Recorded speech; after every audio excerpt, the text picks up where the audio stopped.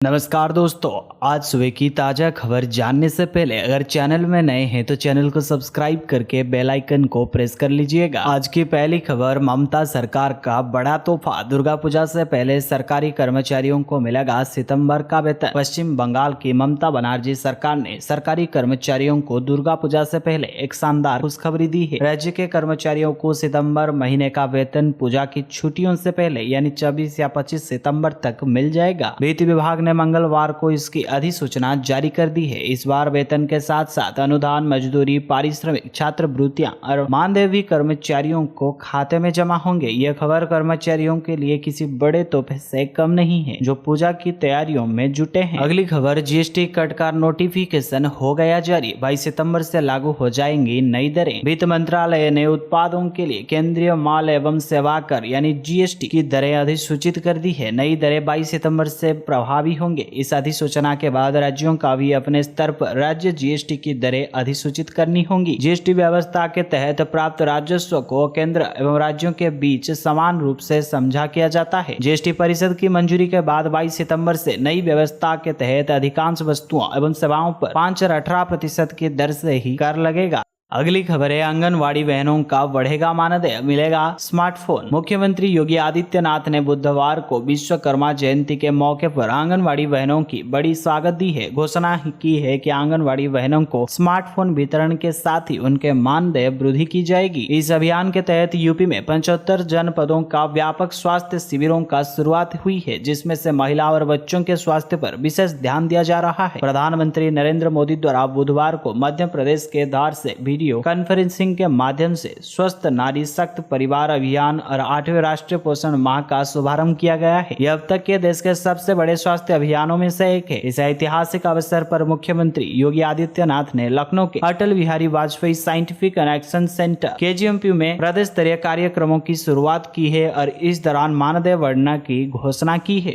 अगली खबर, iPhone 17 series की सेल 19 सितंबर से होगी शुरू, मिलेगा 6000 का डिस्काउंट। आईफोन 17 सीरीज का सेल भारत में इस हफ्ते शुरू होने वाली है। एप्पल फैंस बेसब्री से नई सीरीज की सेल का इंतजार कर रहे हैं। इस साल कंपनी ने सीरीज के तहत 4 आईफोन मॉडल पेश किए हैं। IPhone 17, iPhone 17 pro, 17 pro max और बिल्कुल नया आईफोन एयर शामिल है। आईफोन एयर की बात करें तो यह अब तक का सबसे पतला आईफोन है। इन चारों ही आईफोन मॉडल की सेल भारत में 19 सितंबर से शुरू होने जा रही है। अगर आप नई सीरीज का खरीदने का प्लानिंग कर रहे हैं तो यह जानें कि एप्पल की टॉप सेलिंग पार्टनर पर आपको कितना डिस्काउंट मिल सकता है। क्रोमा की बात करें तो यहाँ आईफोन 17 को खरीदने पर 6000 रुपए तक की बैंक डिस्काउंट मिलेगा। इसके साथ 6 महीने तक की नो कॉस्ट EMI का ऑप्शन मिल रहा है।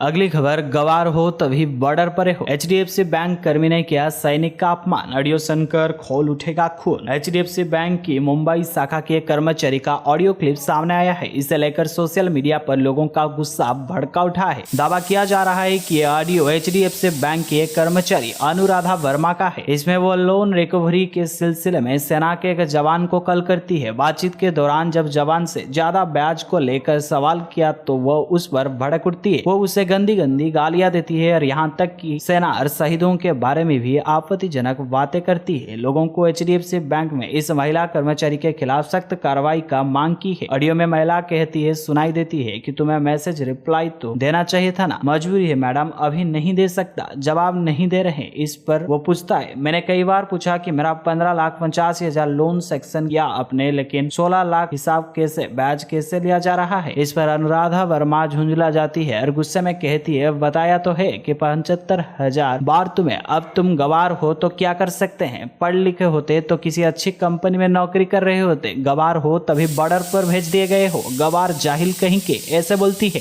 अगली खबर, SBI क्लर्क एग्जाम परीक्षा के लिए हो जाएं पूरी तरह से तैयार। स्टेट बैंक ऑफ इंडिया की क्लर्क प्रीलिम्स परीक्षा 2025 20, 21 और 27 सितंबर को आयोजित होगी। इस परीक्षा में शामिल होना चाहते हैं तो एडमिट कार्ड डाउनलोड कर ले। एडमिट कार्ड आधिकारिक वेबसाइट से डाउनलोड कर सकते हैं। एडमिट कार्ड में परीक्षा केंद्र, रिपोर्टिंग समय, रोल नंबर जैसी महत्वपूर्ण जानकारी होगी। परीक्षार्थियों को सलाह दी जाती है कि समय से पहले एडमिट कार्ड डाउनलोड कर ले और उसमें दर्ज सभी विवरणों को अच्छी तरह जांच कर ले। SBI की क्लर्क भर्ती प्रीलिम्स परीक्षा का आयोजन 20, 21 और 27 सितंबर 2025 को किया जाएगा। क्लर्क परीक्षा के बाद मुख्य परीक्षा होगी। कुल 6599 क्लर्क पदों पर नियुक्ति होगी।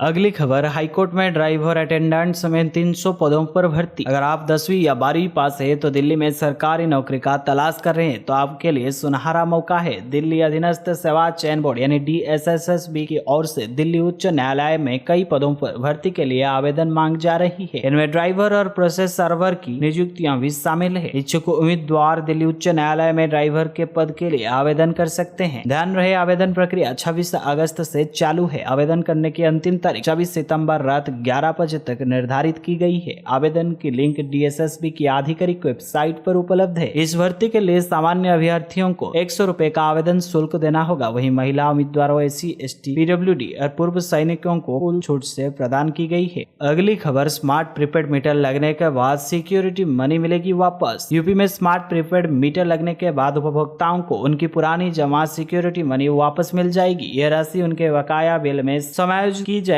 या फिर उनको प्रीपेड खाते में क्रेडिट कर दी जाएगी। बिजली विभाग के मुताबिक अगर किसी उपभोक्ता की सिक्योरिटी मनी 700 रुपए और उसका पुराना बकाया 2000 रुपए तो सिक्योरिटी मनी समायोजित होने के बाद उसे सिर्फ 1300 रुपए का भुगतान करना होगा। बिजली उपभोक्ता अपने पुराने पोस्टपेड बिल का बकाया एकमुश्त या किस्तों में चुका सकते हैं। इसके लिए विभागीय counter UPPCL smart computer, mobile app अथवा ऑनलाइन पर या पेटीएम से या गूगल पे, जन सुविधा केंद्र आदि माध्यमों से उपलब्ध है। पूर्व के पोस्टपेड अवधि का बकाया भुगतान और रिचार्ज दोनों कराना है तो ऐसे में यह भ्रम हो सकता है कि बिल अधिक आया है, जबकि ऐसा नहीं है। बिल पूर्णतः उपभोक्ताओं का ऊर्जा उपभोग पर आधारित है। अगली खबर, पाकिस्तान पर हमले का मतलब है सऊदी अरब पर अटैक। ऑपरेशन सिंदूर के बाद दो मुस्लिम देशों की बड़ी डील। बुधवार को रियाद के महिलाओं को पाकिस्तान के प्रधानमंत्री शहबाज शरीफ और सऊदी क्राउन प्रिंस मोहम्मद बिन सलमान ने एक रक्षा समझौता पर हस्ताक्षर की है। इस समझौते के तहत किसी एक देश पर अटैक दोनों देशों पर हमला माना जाएगा। अभी इस मामले में भारत सरकार का भी जवाब आया है। विदेश मंत्रालय ने एक पोस्ट के जरिए पाकिस्तानी सऊदी डील पर करारा जवाब दिया है। आपको बता दें कि दशकों से पाकिस्तान और सऊदी अरब बिना किसी औपचारिक संधि के सुरक्षा समझौदार के रूप में काम करते रहे हैं। पाकिस्तान ने 1967 से अब तक 8200 से ज्यादा सऊदी सैन्य कर्मियों को प्रशिक्षित किया है और दोनों देशों में नियमित रूप से संयुक्त अभ्यास किए हैं। सऊदी अरब इस्लामाबाद को तेल और वित्तीय सहायता का एक प्रमुख आपूर्ति करता रहा है। विदेश मंत्रालय ने एक्स पर एक पोस्ट में लिखा, हमने सऊदी अरब और पाकिस्तान के बीच एक रणनीतिक पारस्परिक रक्षा समझौता पर हस्ताक्षर की रिपोर्ट देखी है। सरकार को इस बात की जानकारी थी कि यह घटनाक्रम जो दोनों देशों के बीच एक लंबे समय से चल रहा है, समझौता का औपचारिक रूप देता है। विचाराधीन था, हम अपनी राष्ट्रीय सुरक्षा के साथ साथ क्षेत्रीय और वैश्विक स्थिरता पर इस घटनाक्रम में प्रभावों को परखेंगे। सरकार भारत के राष्ट्रीय हितों को रक्षा और सभी क्षेत्रों में व्यापक राष्ट्रीय सुरक्षा सुनिश्चित करने के लिए प्रतिबद्ध है।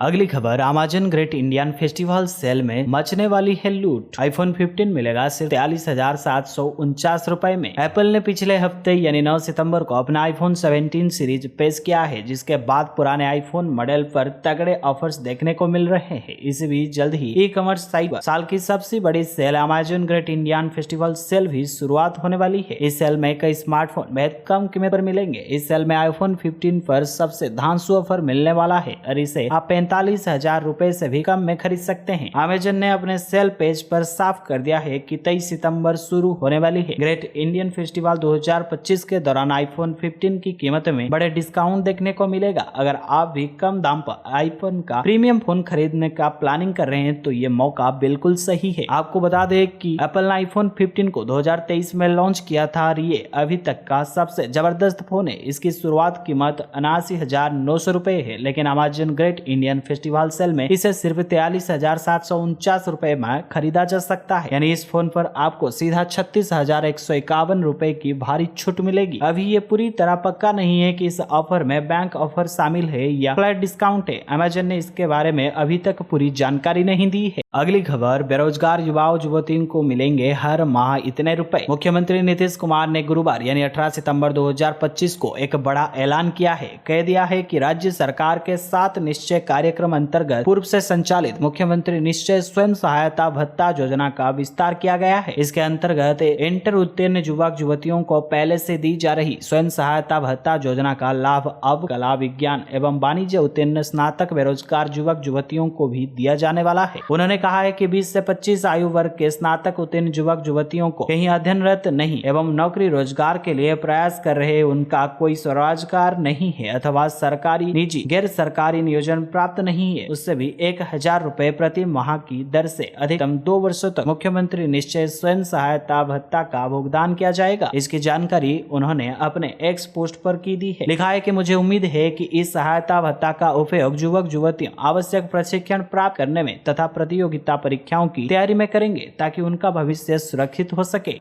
अगली खबर, किसानों को मोदी सरकार का एक और तोहफा, फ्री में मिलेगी ये चीजें, 26,000 करोड़ रुपए की मंजूरी। प्रधानमंत्री नरेंद्र मोदी की अध्यक्षता में बुधवार की केंद्रीय मंत्रिमंडल की बैठक बुलाई गई। इस बैठक में कई अहम प्रस्ताव पर मुहर लगाई गई है। एक और जहां कृषि जिलों की समग्र विकास की योजना का स्वीकृति दी गई, वहीं दूसरी और रिन्यूएबल एनर्जी से बड़े पैमाने पर निवेश का रास्ता साफ किया गया। इसके अलावा कैबिनेट में प्रधानमंत्री धन धान्य कृषि योजना को 2025-26 से शुरू कर 6 वर्षों के लिए मंजूरी दी है। केंद्रीय मंत्री अश्विनी वैष्णव ने कैबिनेट मीटिंग के फैसलों की जानकारी देते हुए बताया है कि इस योजना के तहत 100 जिलों को चिन्हित किया जाएगा। इन 100 जिलों का चयन 3 मुख्य आधारों पर किया जाएगा: कम उत्पादन, कम फसल चक्र और किसानों का कम कर्ज मिलना। सरकार की ओर से दी गई जानकारी के अनुसार ये योजना 11 विभागों की 36 मौजूदा योजनाओं, अन्य राज्य योजना और प्राइवेट सेक्टर के साथ लोकल पार्टनरशिप के जरिए लागू की जाएगी। योजना के तहत 100 जिलों के लिए जिला स्तरीय कृषि योजनाएं बनाई जाएंगी। इन जिलों में किसान अपने फसल की विविधता बढ़ाने, पानी की बचत करने और मिट्टी को सेहतमंद बनाने को लेकर विशेष कदम उठाएंगे। इस योजना का मकसद न केवल कृषि क्षेत्र का सुधारना है बल्कि पूरे देश में आत्मनिर्भरता को बढ़ावा देना भी है। अगली खबर, किसानों के खाते में जल्द ही आएगी 21वीं किस्त। प्रधानमंत्री किसान सम्मान निधि योजना की 21वीं किस्त अक्टूबर या नवंबर 2025 में जारी होने की उम्मीद है। हालांकि सरकार ने अभी तक आधिकारिक तिथि का घोषणा नहीं किया है। ऐतिहासिक रूप में इस योजना के तहत किस्तों लगभग हर 4 महीने में जारी की जाती है। इस साल 20वीं किस्त